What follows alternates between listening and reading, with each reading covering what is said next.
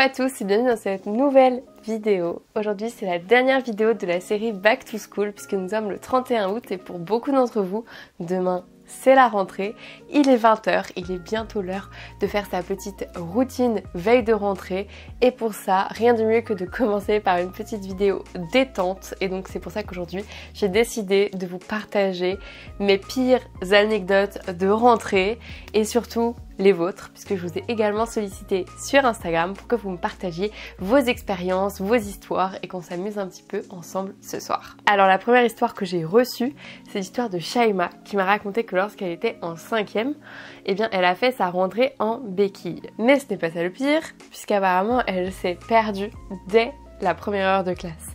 Donc elle s'est dirigée vers la vie scolaire pour récupérer les clés de l'ascenseur et après avoir fait le tour du collège, elle s'est rendue compte que la salle de classe était au rez-de-chaussée.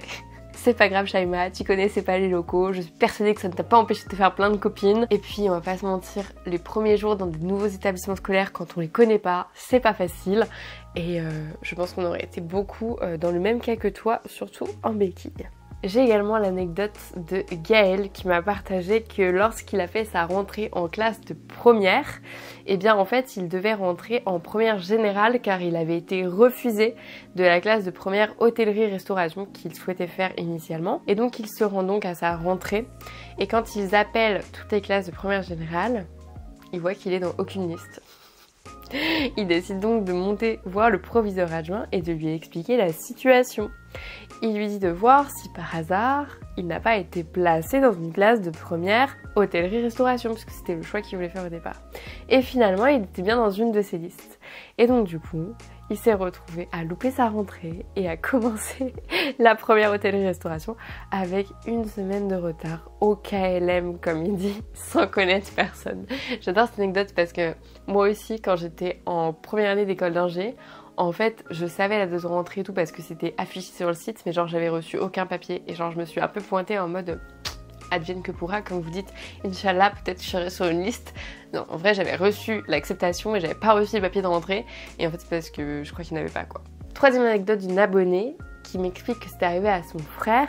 Il a mal lu la circulaire et a loupé la rentrée. Il est arrivé avec 2 heures de retard après que la CPE ait appelé nos parents.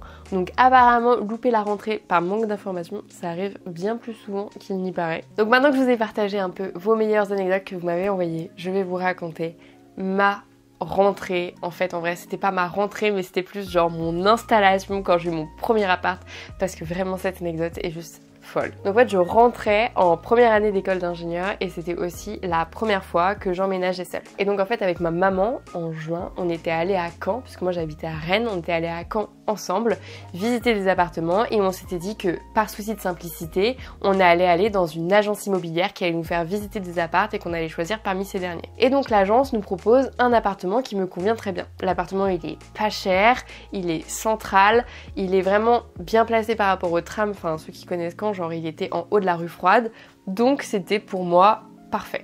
Et en plus il avait le petit détail du bar en pierre, j'ai toujours adoré avoir des bars dans mon appart. Non je ne suis pas alcoolique, mais je trouve que ça donne du charme d'avoir un bar en pierre, d'autant plus que je trouve que ça sépare bien la pièce, entre la pièce de vie on va dire et la cuisine, surtout quand tu es dans un studio. Et donc on visite l'appartement avec ma maman et donc en fait moi je vois que dans les 2 vitres, qui sont donc des simples vitrages parce qu'il y avait 2 fenêtres, dans les 2 vitres il y a des trous mais genre de cette taille là quoi, taille impact de balle. Et j'anticipe et je me dis ça va chauffer difficilement cet hiver et les chauffages sont des chauffages électriques.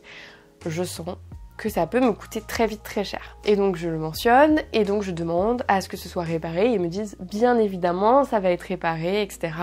C'est normal. Je travaille tout l'été dans un glacier en Vendée parce que je faisais ça tous les étés pour gagner de l'argent pour me payer mes études l'année quoi.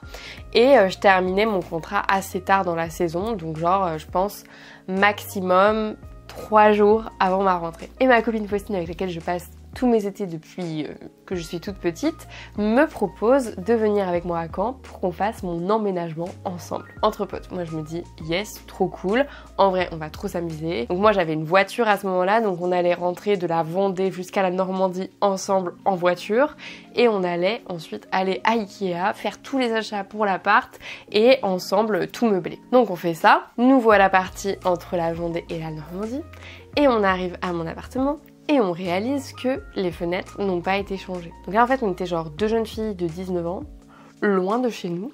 On pouvait pas genre leur dire non les gars on prend pas l'appart parce que y a des impacts de balles.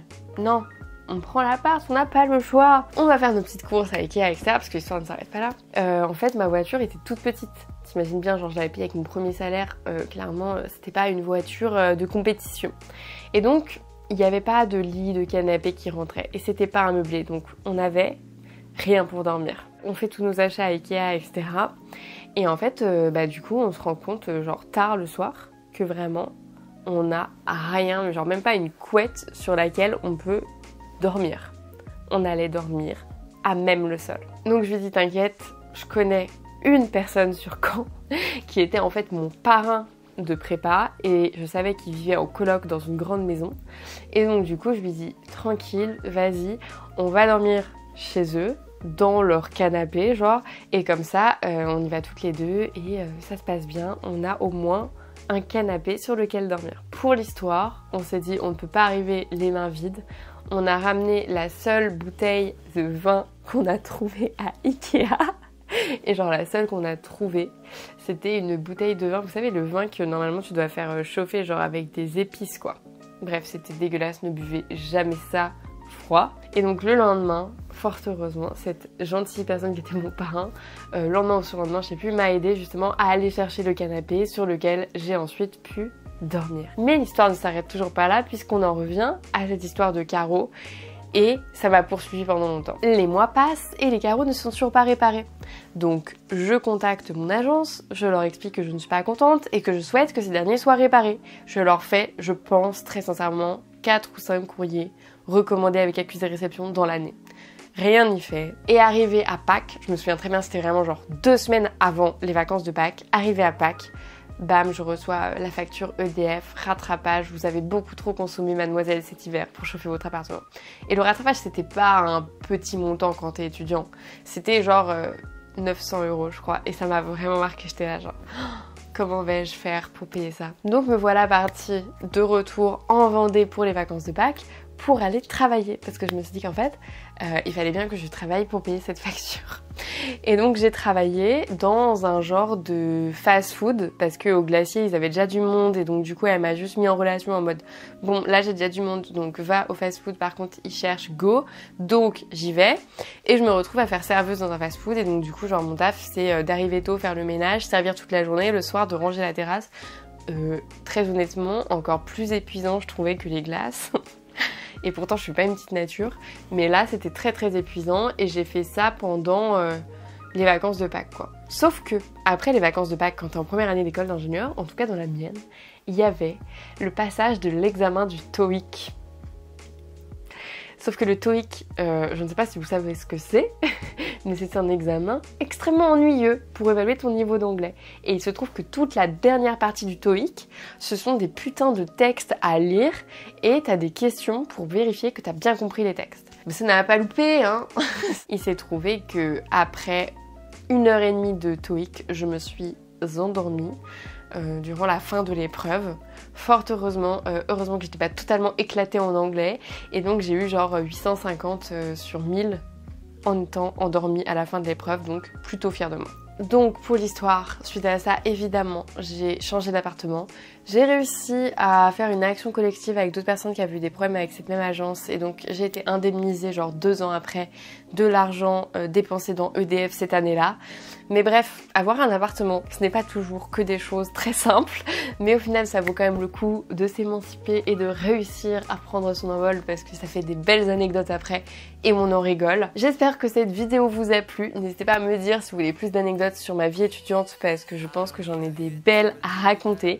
En tout cas pour ce soir, vraiment, détendez-vous. Si vous pouvez, prenez une petite douche, un petit bain, prenez du temps pour vous, lisez un livre, restez sur les réseaux sociaux si ça vous chante, ne vous couchez pas trop tard, une petite tisane et au lit. Ça c'est mamie Claire qui parle et je vous assure que ça va bien se passer demain et que au pire, dites-vous que si ça se passe mal, ça vous fera une excellente anecdote à raconter dans les années à venir et que vous en rigolerez très bientôt. Donc je vous souhaite une très belle soirée. soirée, surtout une très bonne rentrée. On se retrouve très vite pour une vidéo qui va énormément vous plaire puisqu'on va parler de passe, de las. Oui, c'est un sujet que à chaque fois que j'aborde, je sais, vous êtes au taquet et vous kiffez. Donc je prends une petite pause, il n'y aura pas de vidéo ce dimanche parce que j'en ai quand même enchaîné 7, mais il y en aura une le dimanche d'après. Donc je vous souhaite une très belle soirée et je vous dis à dimanche prochain dans une prochaine vidéo.